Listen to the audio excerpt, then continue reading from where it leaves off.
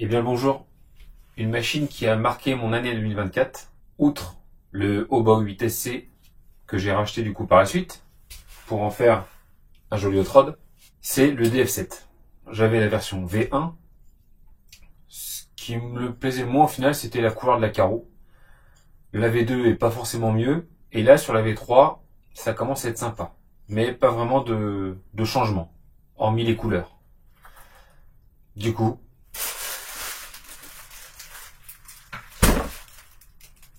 un nouveau DF7 un peu différent. J'ai pris un mini DF7, le Hanger 1/16e, donc ça serait le HBX 3100A. Donc là il est répertorié sous le nom Hanger Racestruck. Voilà.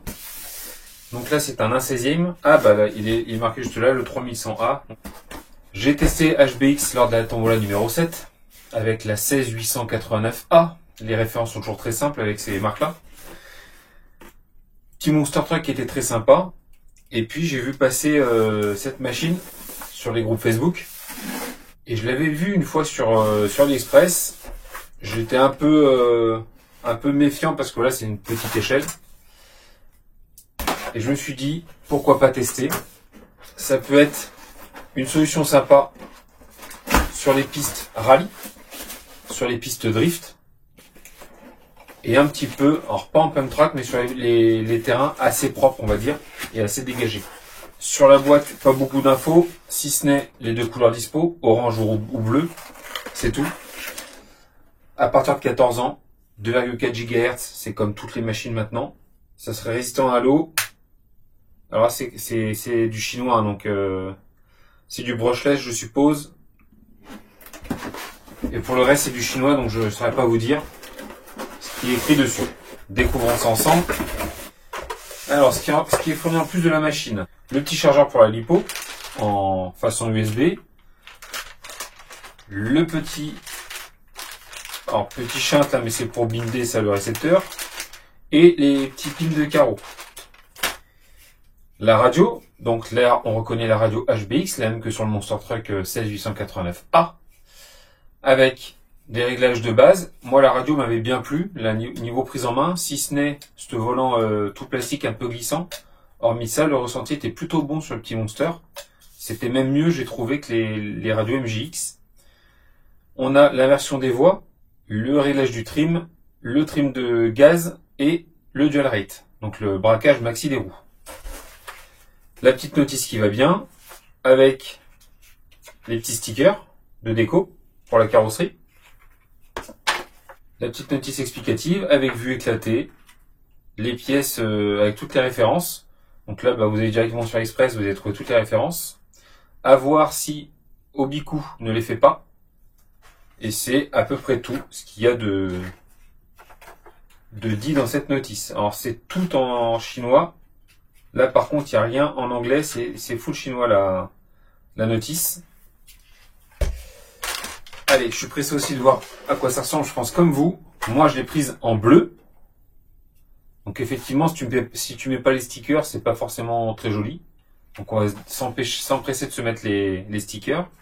Les clips de carreaux sont déjà sur la machine, donc en fait ceux-là sont en plus, c'est durable. Et ce que je trouve super, voilà, ce que je trouve génial sur cette machine, comme sur le DF7, c'est ce pont arrière là. On retrouve vraiment un DF7 avec la moitié du châssis, enfin DF7 ou UDR, mais moi j'ai eu le DF7 donc voilà, je le compare. Le DF7, l'UDR, le Losi Super Bajara 2, c'est une machine avec un pont arrière, avec des grands bras là et le pont directement à l'arrière. Donc là, logiquement, voilà, c'est le pont bloqué à l'arrière. Et puis on a un diff à l'avant. Donc ça, c'est quand même vraiment pas mal. Donc ça va vraiment me rappeler un petit peu le pilotage du DF7. Normalement, on verra ça. Au centre, donc on va voir, c'est pas un diff au centre. Mais bon, vu la taille de la machine, c'est logique. Les deux petites roues de secours qui doivent être fonctionnelles. Oui, ça a l'air d'être des vraies roues de secours. Comme sur le DF7, comme sur les DR. Comme sur le Super Bajara 2, pareil, les roues sont fixées à l'arrière.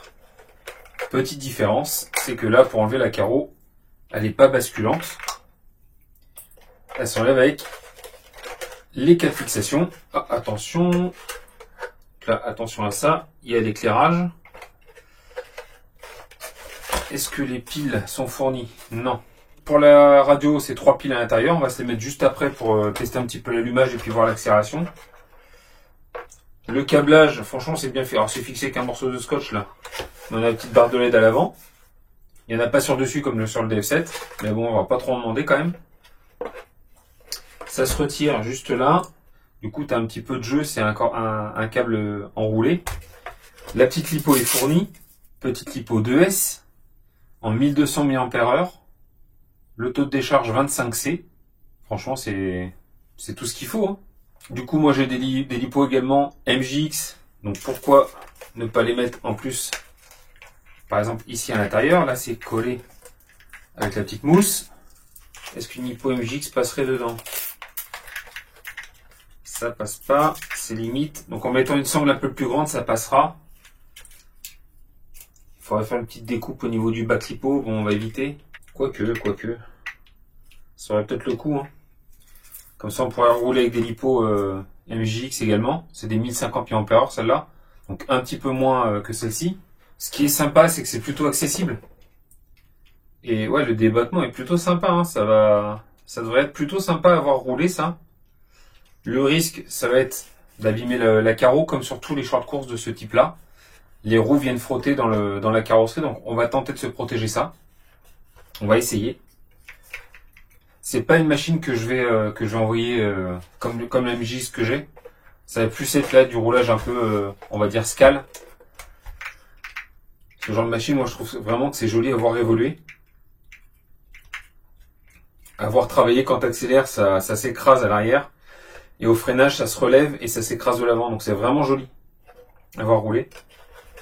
Et ça en promotion Black Friday, encore une fois, hein, sur AliExpress. Je l'ai payé moins de 130 € livré.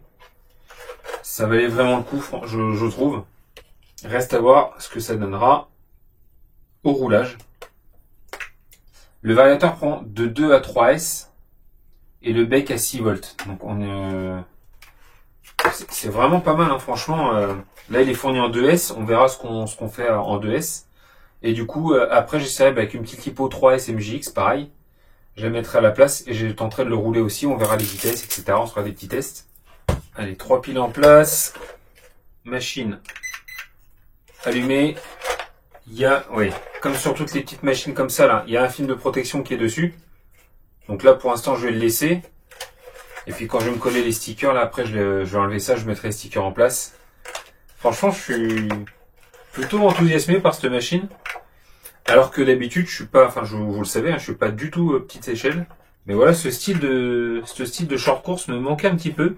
J'aimais vraiment beaucoup le DF7 et du coup, ouais, bah là, je retrouve un peu une machine plutôt sympa.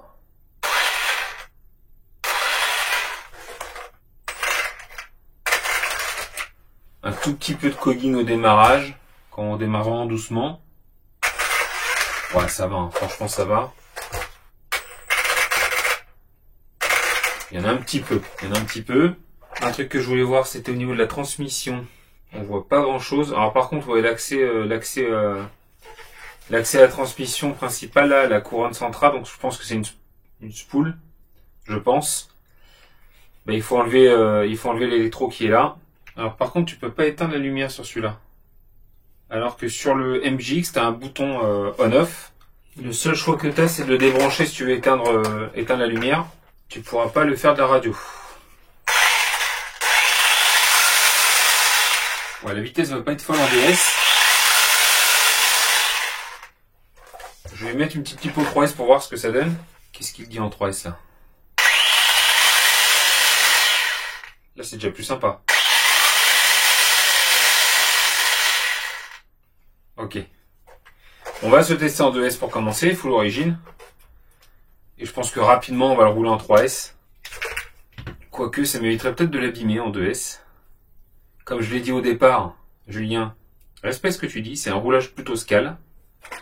L'interrupteur, tu peux l'atteindre même avec la carreau, ça c'est bien. Allez, petite test dans le garage. On peut pas attendre.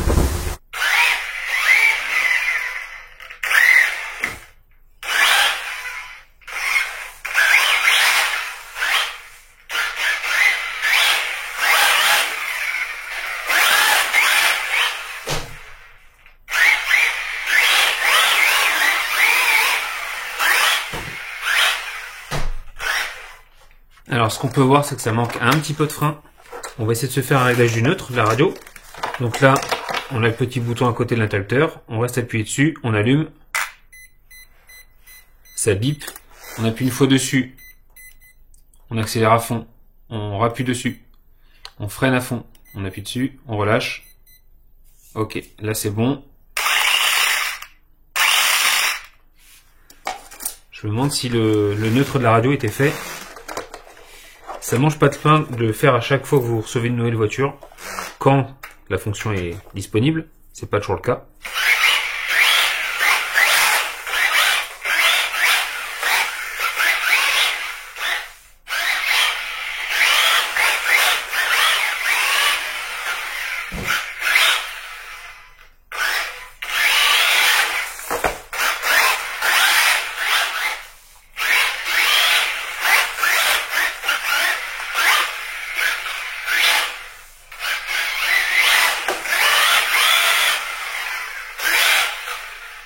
Et bien voilà, je suis content comme un enfant, hein. Quand on reçoit une nouvelle machine comme ça. Là le prix franchement était pas excessif. Je me suis dit vraiment que ça valait le coup. Et on a déjà testé la petite marque HBX avec le petit Monster, bah là je me suis dit allez, on essaye, on verra bien ce que ça donne. Et ça m'a l'air assez prometteur. En 2S ça va être sympa je pense pour faire du drift, un petit peu de rallye. Et puis pour délirer, bah, on le passera en 3S. Donc on va commencer tranquillement à la piste rallye du Bois de Rose dès la prochaine fois que j'y vais. Et je vous mettrai très rapidement un run avec. Sur ce, bonne journée à toutes et tous. Et comme d'habitude, bisous, caresses, salut!